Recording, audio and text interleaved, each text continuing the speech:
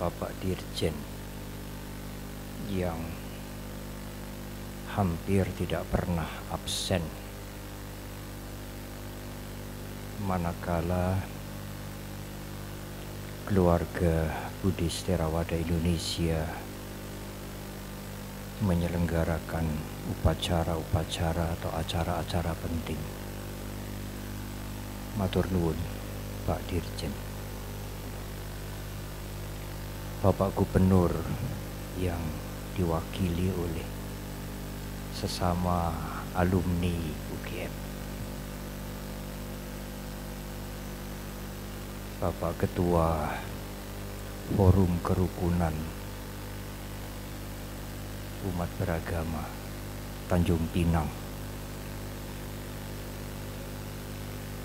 Ketua Umum Permabudi Prof. Philip. Saya menyimak dengan seksama. Ada pesan yang terselubung yang tadi disampaikan oleh Prof. Philip. Tentu Ketua Umum Magabudi Pandita Darmanadi Chandra, para ketua lembaga-lembaga Buddhis Theravada Indonesia, para ketua pengurus daerah, pengurus cabang Magabudi dari seluruh Indonesia, para undangan, ibu bapak dan saudara yang berbahagia.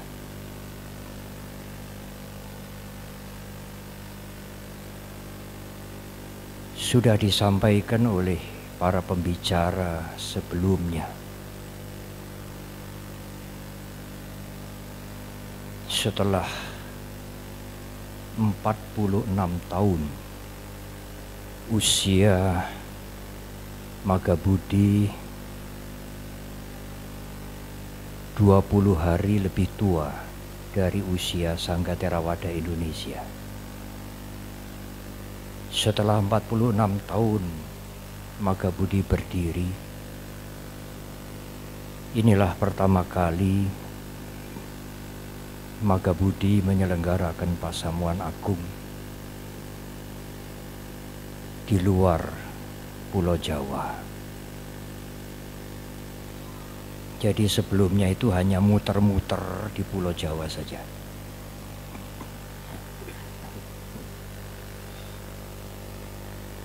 Menjadi kebahagiaan bagi peserta Persamuan Agung, juga bagi kami, setelah mengetahui bahwa Provinsi Kepulauan Riau ini provinsi nomor 1 dalam toleransi umat beragama dari seluruh provinsi di Indonesia.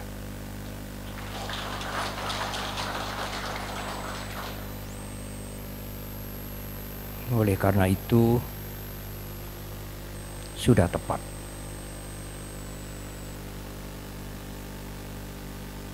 wilayah pembinaan Magabudi yang merupakan kepanjangan Sangga tidak hanya di Pulau Jawa. Indonesia ini luasnya lebih luas dari Eropa. Hari ini kita hadir di Tanjung Pinang. Keberadaan dan pembinaan Magabudi mulai dari Batam. Tetapi kami pernah diminta meresmikan Purna Pugar Wihara yang terkena tsunami di Aceh. Pembinaan Magabudi juga ke timur sampai dengan Jayapura. Oleh karena itu, Ketua Umum Sangga Theravada Indonesia menawarkan bahwa alangkah baiknya kalau pelantikan lengkap pengurus Magabudi ini diselenggarakan di IKN.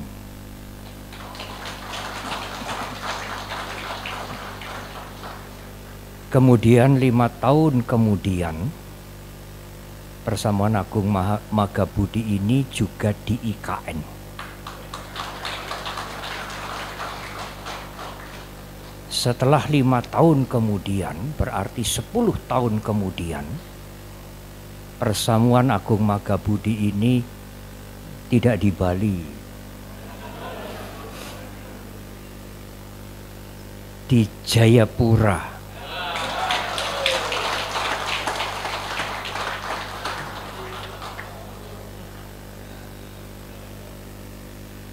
Oleh karena itu saya wanti-wanti,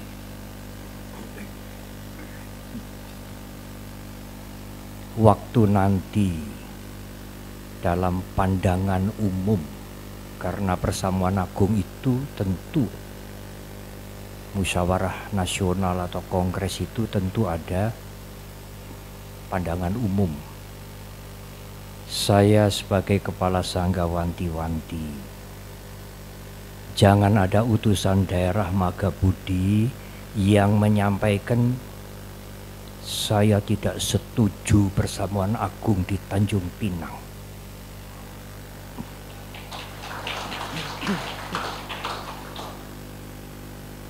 Kalau kalimat itu keluar, itu akan menyakiti hati organizing committee yang bersusah payah menyelenggarakan Persamuan Agung di tempat ini.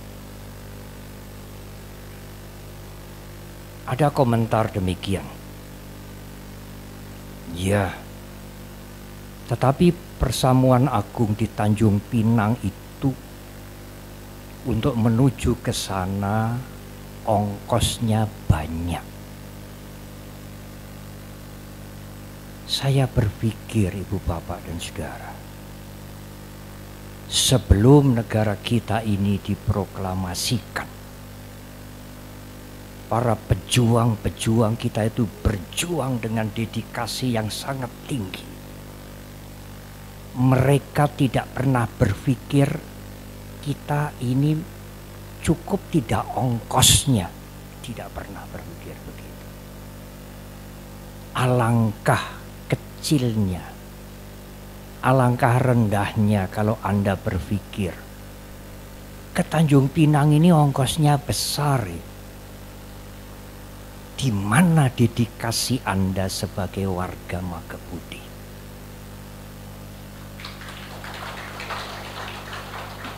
Yang sudah berkomitmen untuk mengabdi dengan tulus hati, memberikan pembinaan dan pendidikan kepada masyarakat. Ongkos itu kecil, saudara, bisa dicari. Kalau tugas mulia ini hanya dibandingkan dengan ongkos besar, sekali lagi sangat rendah pemikiran seperti itu. Ibu, Bapak dan Saudara, Pak Dirjen sudah menyampaikan banyak pesan. Demikian juga Prof. Philips.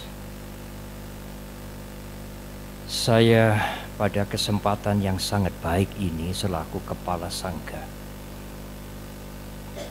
ada beberapa hal yang ingin saya sampaikan. Memang Persamuan Agung kali ini dihadiri oleh 150-an delegasi. Tetapi delegasi yang hadir pada malam hari ini mewakili tidak hanya ratusan ribu, mungkin berjuta umat Buddha. Karena para pandita itu hampir setiap hari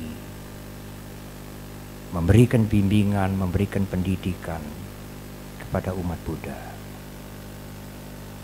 Saya tidak hanya berhadapan dengan 150 lebih utusan,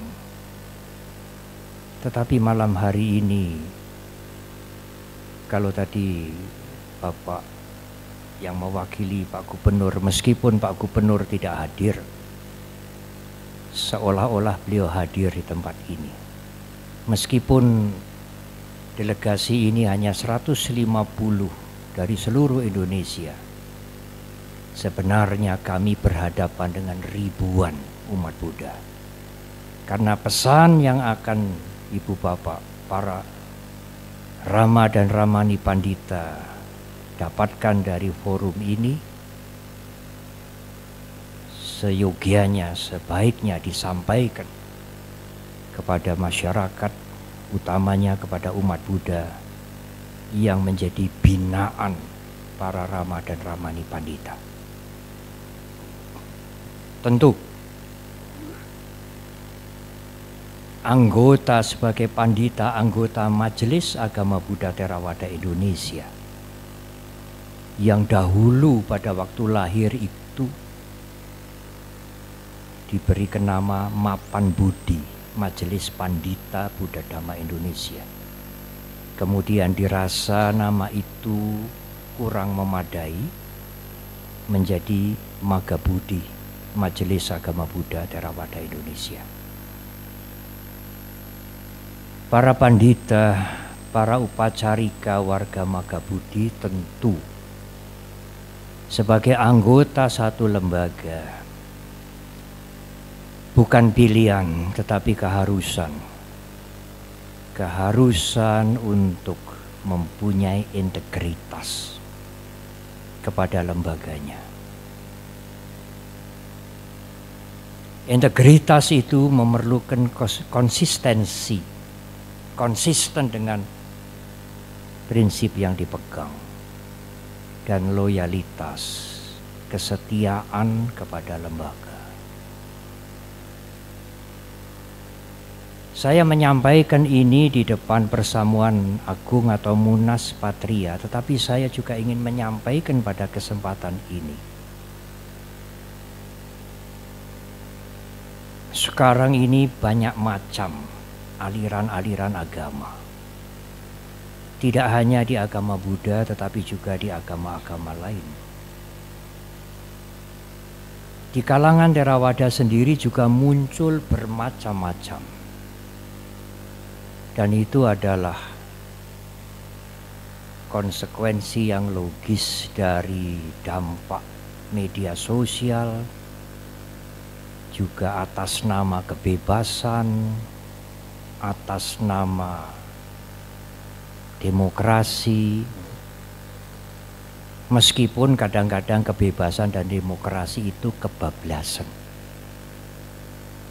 Pada waktu pidato kenegaraan Presiden kemarin, beliau juga mengingatkan, janganlah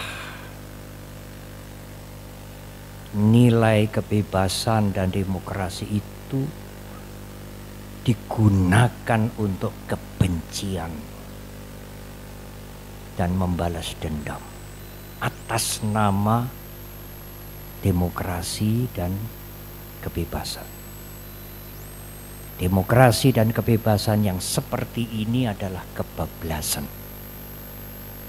Dimanapun demokrasi dan kebebasan itu memerlukan wisdom, kearifan, dan tanggung jawab.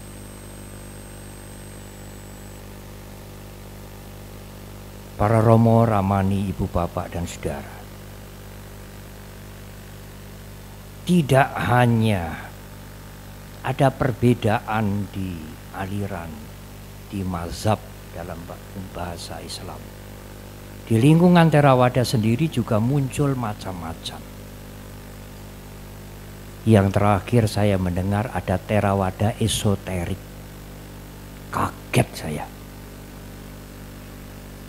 Saya mencari literatur di mana-mana.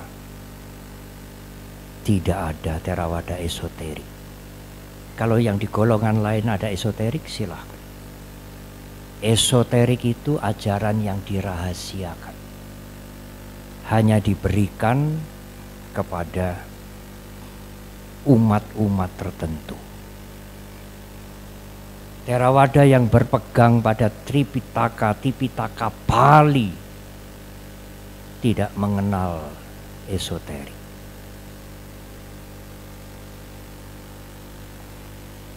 Oleh karena Ibu Bapak dan Saudara, ada sebagian umat dan juga pandita terus terang yang mengatakan, loh kan sama-sama toh Terawadanya, sama-sama toh umat Buddhanya, kenapa kita kok tidak bisa ke sana ke situ? Kan sama saja. Iya. Terutama yang dari Jawa, sama ya sama. Tapi somo mboten sami. Sama itu tidak benar-benar sama.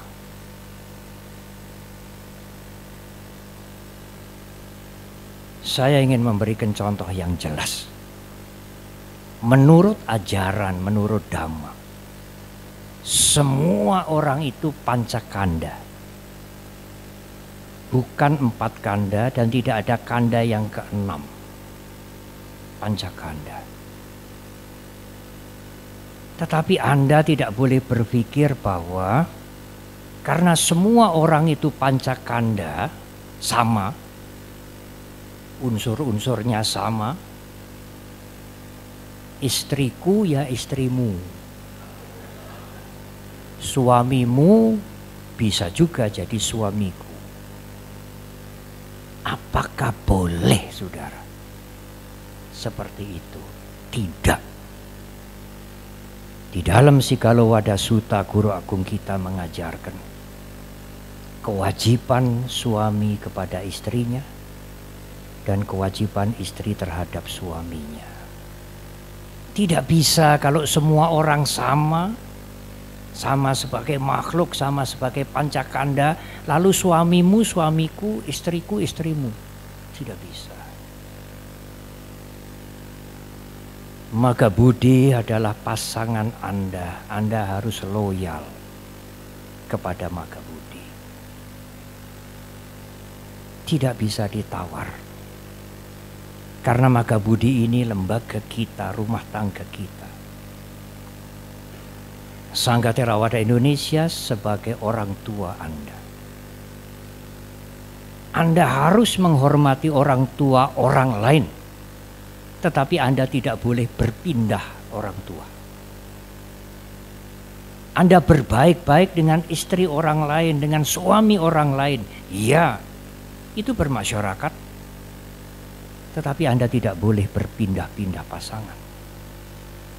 Seperti itulah warga Magabudi mempunyai integritas, konsistensi, dan juga loyalitas.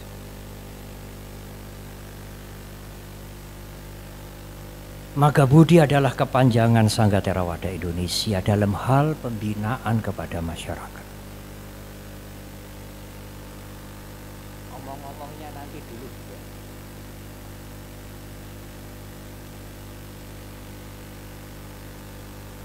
Memang KBTI ada Wandani, wanita Theravada, ada Patria, pemuda Theravada. Tentu yang belakangan Astinda atau Silani. Tetapi fungsi Magabudi ini tidak sama dengan Wandani, tidak sama dengan Patria. Wandani, wanita Theravada Indonesia, Patria, pemuda Theravada Indonesia adalah umat Buddha. Iya. Yang mendukung Sangga Theravada Indonesia juga memberikan pendidikan kepada masyarakat. Ya. Tetapi Wandani dan Patria itu lebih berat, lebih kepada fungsinya sebagai organisasi sosial kemasyarakatan yang bercorak Buddhis Theravada. Berbeda dengan Magabudi. Ya, memang Magabudi mempunyai kegiatan sosial kemasyarakatan kepada masyarakat dan lain-lain, tetapi tugas utama Magabudi adalah organisasi sosial keagamaan. Kepanjangan Sangga Theravada Indonesia.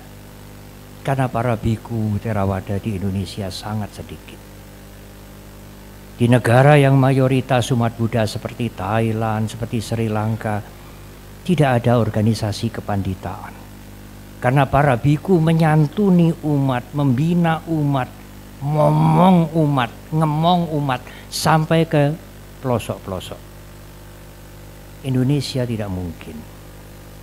Acara-acara masyarakat, acara-acara kepentingan keagamaan di daerah-daerah, melahirkan, potong rambut, apalagi ulang tahun, pernikahan, pindah rumah, kemudian kematian, tidak semua para biku bisa hadir.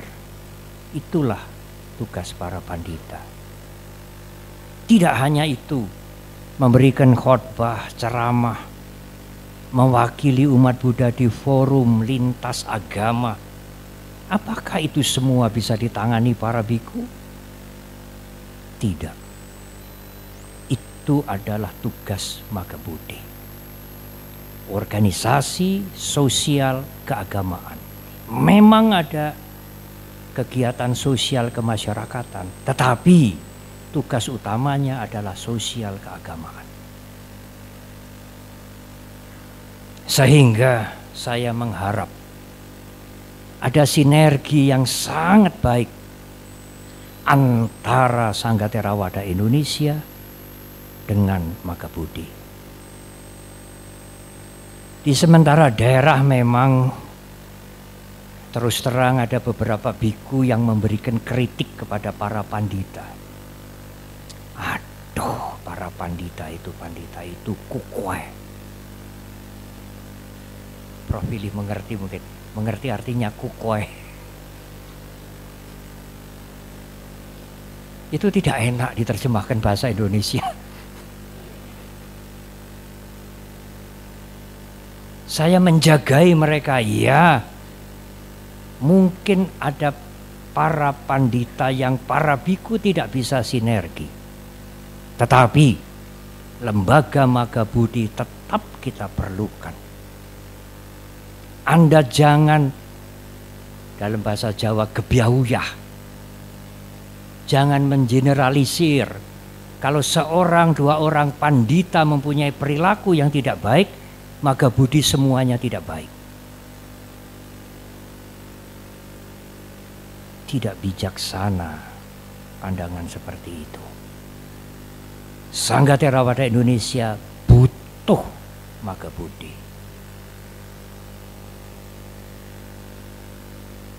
Pada waktu perjalanan dari Jakarta, saya bersama dengan Ramani Kamelia. Sekarang hadir beliau. Pada tanggal 7 Agustus, saya diminta, Romo Kamelia juga hadir, pertemuan tokoh-tokoh agama ASEAN plus India dan Tiongkok. Karena tahun ini Indonesia menjadi ketua ASEAN. Bulan September nanti ada ASEAN Summit, pertemuan kepala-kepala negara, kepala pemerintahan ASEAN. Sehingga pada bulan Agustus kemarin pertemuan summit, begitulah gampangnya. Pimpinan-pimpinan agama ASEAN. Organizing komitenya PBNU. Oh, Prof. Philip juga hadir Rabu.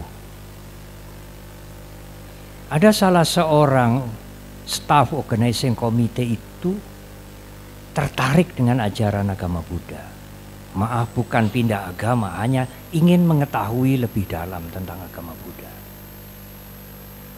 Di mana ya kira-kira saya bisa belajar? Ada seorang pemuda umat kita, ya dibina oleh Theravada juga. Pemuda ini mengatakan, ibu bisa belajar di Malaysia. Di organisasi ini, saya tidak sebutkan di sini. Aduh. Seperti itulah jawabannya. Saya mengerti organisasi itu di Malaysia, memang baik. Tetapi mengapa dia menjawab begitu? Iya, baiknya karena kelompok itu hanya mengurusi 1-2 kelompok. Sangga Theravada Indonesia Magabudi ini membina, menyantuni, mengurusi dari Medan sampai Jayapura. Memang bikunya hanya 100 lebih sedikit, panditanya tidak banyak, tetapi berapa juta umat Buddha yang harus dibina. Itulah tanggung jawab Magabudi. Hal yang lain yang perlu kami sampaikan adalah moralitas. Yang pertama integritas, yang kedua moralitas. Magabudi tidak hanya dibekali dengan Pancasila sebagai upasaka biasa, tetapi ada etika pandita. Etika pandita ini idenya dari almarhum Romo Pandita Mokhtar Rasid, mantan Biku Subato. Romo Pandita Mokhtar Rasid itu ingin mengambil 75 sekya dari Patimokkha menjadi etika pandita, meskipun tidak semua. Alangkah indahnya. Sehingga para pandita itu memegang Pancasila dan memegang etika pandita. Yang awal idenya diambil dari 75 sekya dari Patimokkha. Kalau dalam bahasa kasar ya, kalau begitu berarti para pandita ini sedikit-sedikit sudah melaksanakan Patimokkha.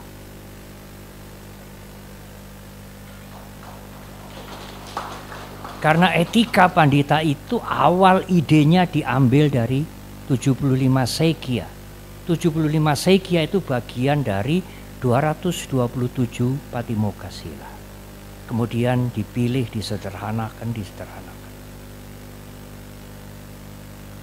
Apa yang menjadi pesan kami? Moralitas itu bisa dipegang kalau Anda sekalian mempunyai rasa malu. Malu untuk berperilaku yang buruk.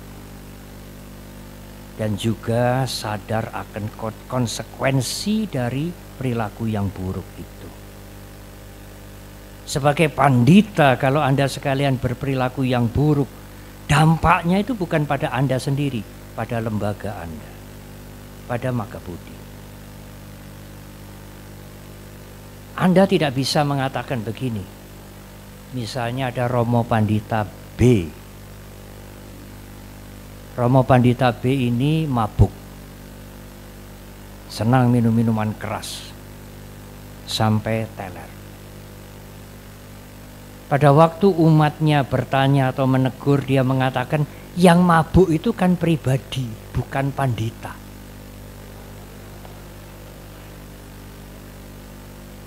Apakah bisa begitu?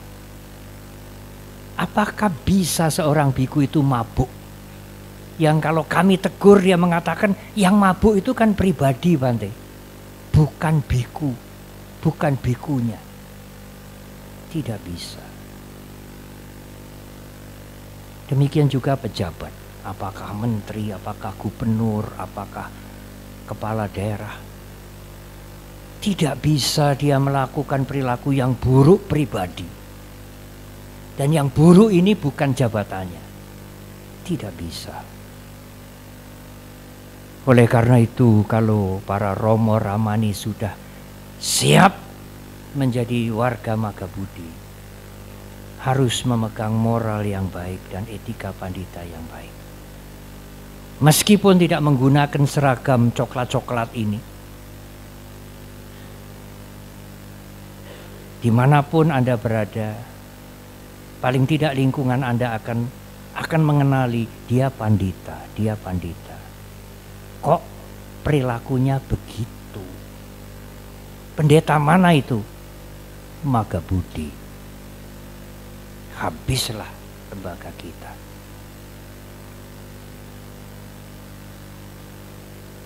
Ibu, bapak dan saudara, integritas, moralitas, dan jangan dilupakan adalah learning. Moralitas itu dipagari dengan membaca membosankan, Anda bisa mendengar.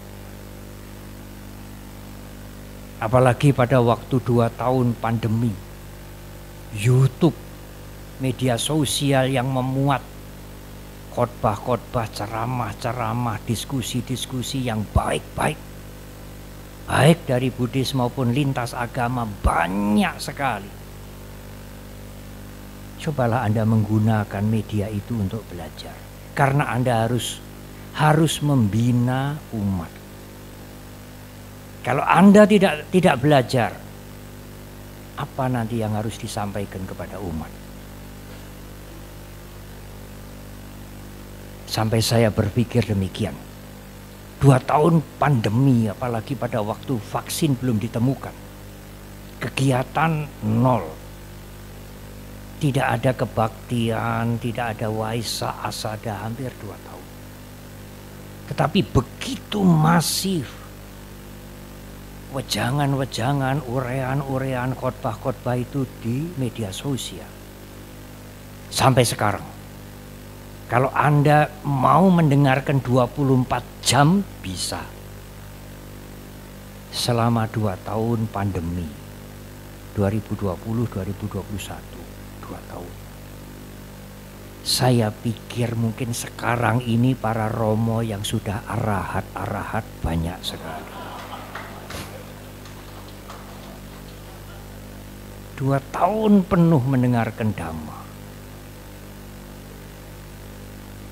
Ibu, bapak dan saudara, para romo ramani, kami kembali kepada bahu saja. Jangan bosan-bosan belajar. Saya pun semenera 2 tahun lebih menjadi biku. Tahun ini tahun yang ke-47.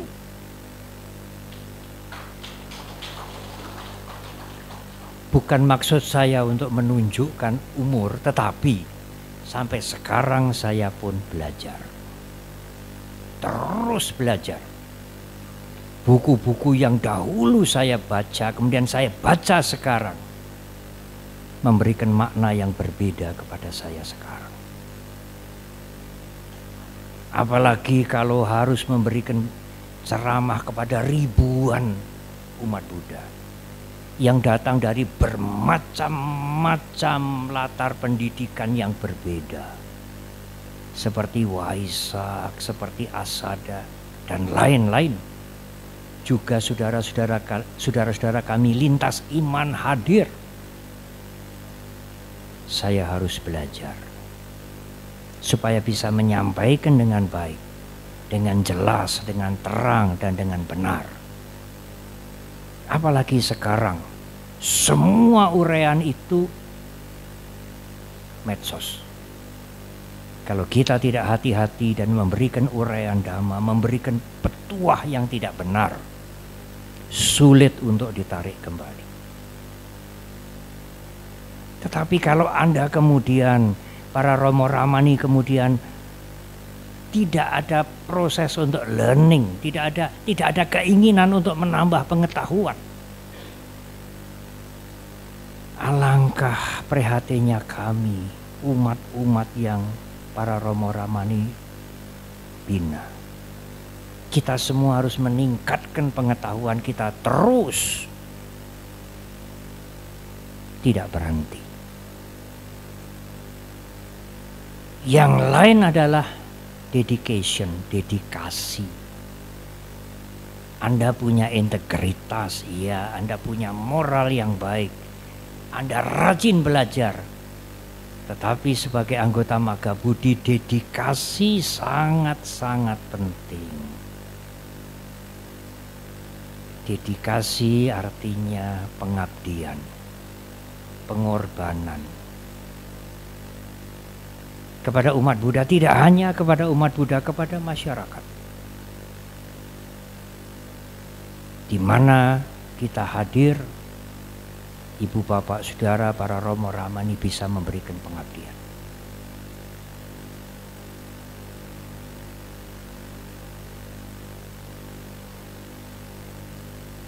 Kalau kalau menjadi anggota Magabudi tetapi miskin dedikasi, tidak ada gunanya. Ada gagasan, saya sampaikan, meskipun baru pemikiran, supaya para pandita Magabudi ini profesional. Profesional ini artinya hidupnya ditanggung sepenuhnya oleh Magabudi.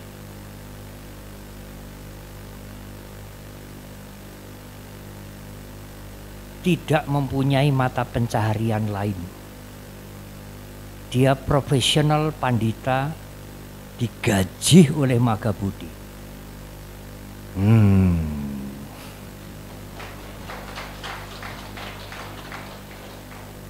Saya pikir sepintas memang ideal, tetapi dedikasinya di mana?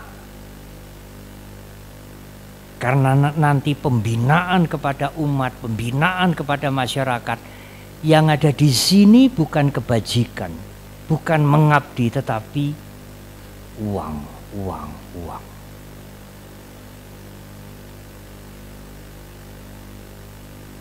Ada laporan yang sampai kepada saya. Para pandita itu harus melayani, jangan ingin dilayani. Kalau ingin dilayani, jadilah biku. Biku itu dilayani. Aduh. Sepici itu pandangan mereka.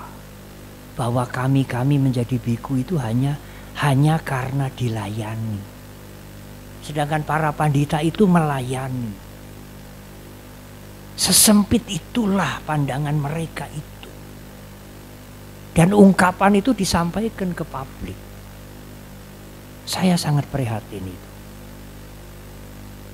Konon yang menyampaikan itu pandita juga. Pandita Magabudi.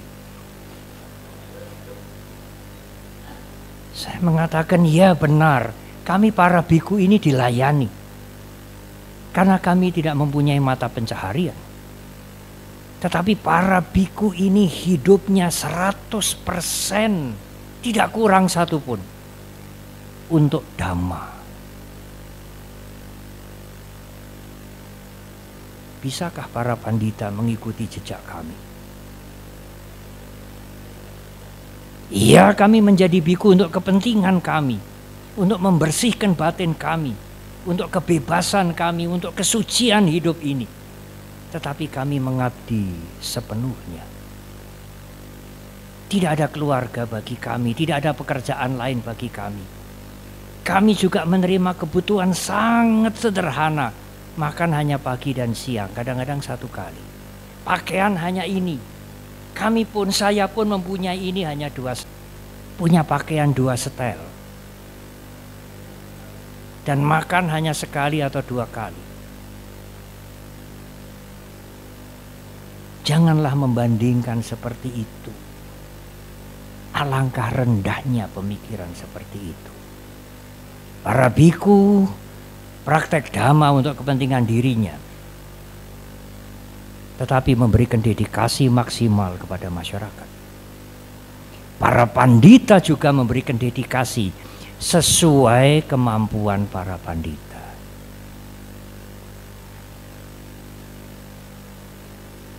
Ibu, bapak dan saudara-saudara, para romo dan ramani, yang terakhir yang tidak boleh dilupakan adalah wisdom. Integritas, moralitas yang dijagai dengan hiri otapa, malu dan takut risiko, mempunyai perilaku yang buruk. Learning, dedication, siap mengabdi, siap berkorban, sesuai kemampuan. Dan yang terakhir, wisdom. Cukup luas wisdom ini. Sampai mengerti anicca, dukkha, dan anatta. Saya tidak akan pergi jauh ke sana. Wisdom yang ada hubungannya dengan Magabudi. antara lain. Ya, kami menegakkan kebenaran. Kami memihak kepada kebenaran. Tidak hanya anggota Magabudi, anggota organisasi manapun. Kalau sudah berpihak kepada penyelewengan, kepada kejahatan, kepada tindakan yang dursila, yang melanggar sila, akan menghancurkan dirinya dan menghancurkan lembaga. Benar. Tetapi hati-hati. Kalau Anda melihat oknum yang seperti itu, jagalah diri Anda. Jangan sampai berkembang kebencian.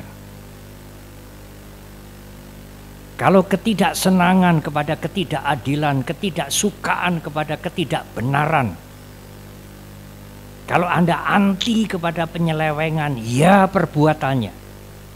Tapi kalau sampai timbul kebencian dan dipelihara terus-menerus, Anda menambah kebencian di dalam diri Anda sendiri.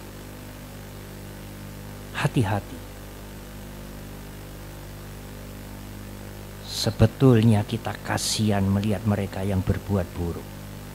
Karena mereka akan memetik karma buruk, buah karma buruknya sendiri. Tidak pada tempatnya Anda membenci dia, membenci mereka. Saya kasihan kepada dia. Tidak mudah, Bante. Ya memang tidak mudah. Saya ingat sambutannya dulu pernah menjadi menteri, Pak Kwek Kian Gi. Dalam sambutan Waisak beliau mengatakan, Bung Karno itu tidak senang dengan penjajahan. Tetapi Bung Karno punya sahabat banyak dan baik dengan orang-orang Belanda. Jangan tidak senang pada perilakunya, membenci orangnya. Karena semua orang itu juga mempunyai kebaikan. Yang baik kita jadikan contoh, yang buruk kita jadikan peringatan bagi kita. Kita meneladani yang baik, dari yang buruk kita mendapatkan pelajaran yang berharga. Tapi Pak Kwek terus terang, saya tidak bisa seperti Bung Karno. Kalau orang itu jahat, buruk, saya tidak senang pada perilakunya, ya tidak senang sama orangnya juga. Saya tidak bisa seperti Bung Karno. Apa yang disampaikan, yang diteladankan oleh Bung Karno itu adalah Dhamma. Jangan tidak senang pada perbuatannya, membenci orangnya. Siapa tahu orang yang tidak ingin bahagia. Kita kasihan kalau mereka berbuat yang buruk. Kita ingin membimbing mereka, mengangkat mereka, menyadarkan mereka, tidak ngebleske, tidak menghancurkan mereka. Saya menyampaikan itu dalam khotbah Waisak berapa tahun yang lalu. Anda boleh tidak senang pada perilaku yang buruk, tapi tidak ada alasan membenci orangnya. Spontan pada waktu selesai perayaan Waisak itu, saya dihampiri ketua PGI. Waktu itu Pendeta Nathan Setiabudi. Pendeta Nathan mengatakan, Bante, itu sama dengan ajaran Kristen. Anda boleh tidak menyenangi, Anda boleh tidak suka pada pelacuran, tapi tidak ada alasan membenci kepada pelacur. Dia harus diangkat, disadarkan, diperbaiki. Dan itulah kewajiban para biku, semua umat beragama. Bukan menghakimi, bukan menghancurkan, tetapi membimbing, memperbaiki mereka ke arah yang lebih baik. Ibu, Bapak dan Saudara, selamat berpersamuan agung. kongres yang mundur bukan karena keinginan ketua umumnya untuk mundur, tetapi karena fenomena alam, pandemi. Bante punya pesan khusus? Tidak ada. Berpersamuan agunglah dengan sopan santun yang cukup. Meskipun Anda memberikan kritik, memberikan perbaikan, tetapi harus memegang etika. Tetapi ini pesan bukan dari saya, pesan dari Prof. Philip tadi. Prof. Philip tadi ada di situ. Kalau harus memilih ketua umum, ini sensitif, Prof.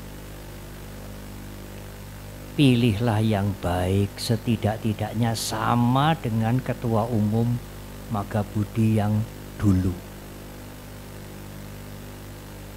Syukur lebih baik. Lah Bante mencarinya yang lebih baik itu di mana? Mungkin di dalam Sangga Theravada Indonesia.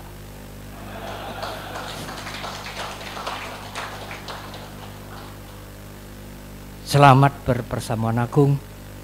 Semoga menghasilkan hal-hal yang baik. Semuanya tidak bisa sempurna pada waktu yang singkat. Sangga Theravada Indonesia yang sudah 47 tahun ini juga learning by doing. Sambil mengabdi, memperbaiki, introspeksi, memperbaiki. Hingga sampai pada kondisi Sangga Theravada Indonesia yang sekarang ini.